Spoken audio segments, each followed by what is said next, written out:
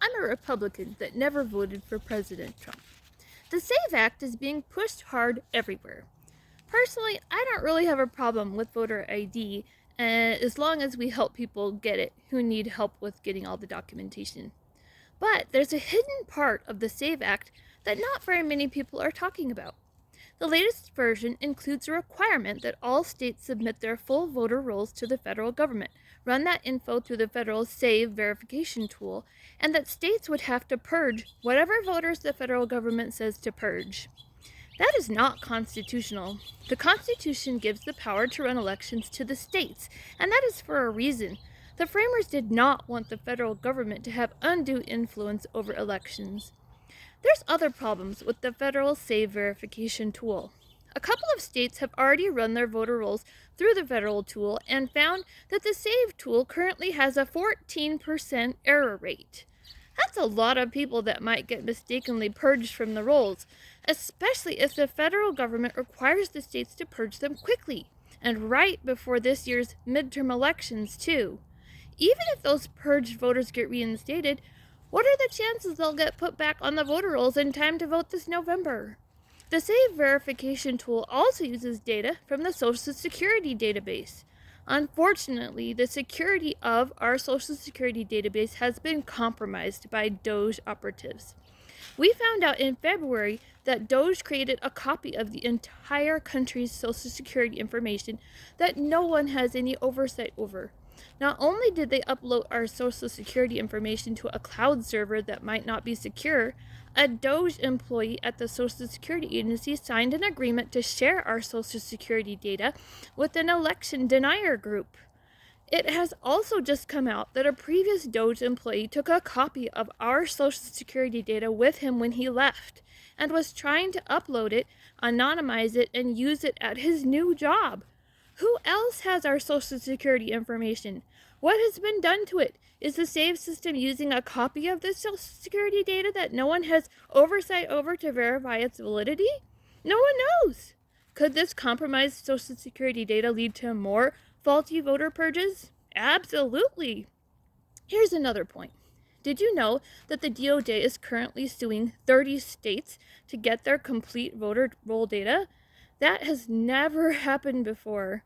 Why is this administration so desperate to get our voter roll data? What else is this administration known for? Heavy use of AI. What could an administration do with AI and a national database of voter information if they knew your name, address, political party, and voting history? I can think of 4 things. 1, AI could identify people the administration wants the SAVE system to flag and purge. 2, AI could allow precise gerrymandering of congressional voting districts anywhere that a state legislature could be coerced into adopting them. 3, AI could identify where voter suppression efforts should be applied. Less ballot boxes, shorter hours for polling places, changes in polling locations like just happened in the Texas primaries, etc. 4, AI and a national database of voter information could also be used to manufacture false evidence of voter fraud. Maybe this is far-fetched, but consider 2 other things. President Trump has also said that he won't sign any other legislation into law until the SAVE Act is passed. At the 2026 Congressional Institute House Republican Policy Retreat in Doral, Florida on Monday, in a speech pressing for the SAVE Act, President Trump said, "If we get this, they probably won't win an election for 50 years. Okay, and maybe longer."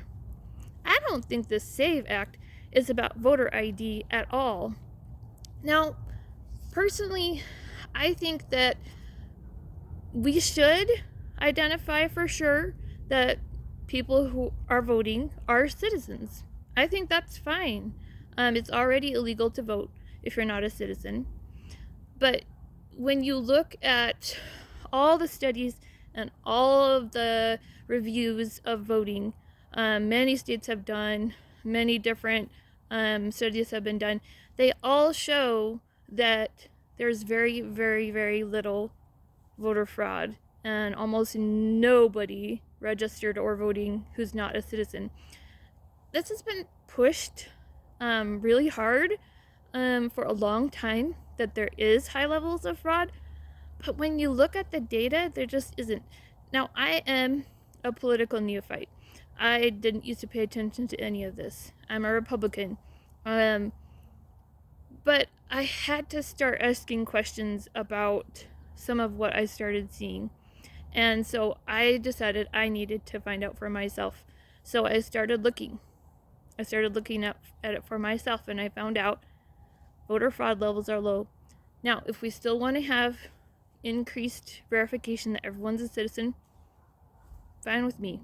Let's just make sure that anyone who needs help to get that documentation can get it.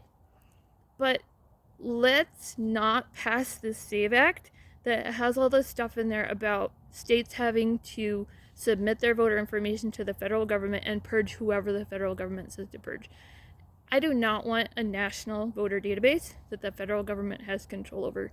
It's just asking for problems. So if you agree with me, call your senators, tell them we do not want the SAVE Act. Faith, not fear.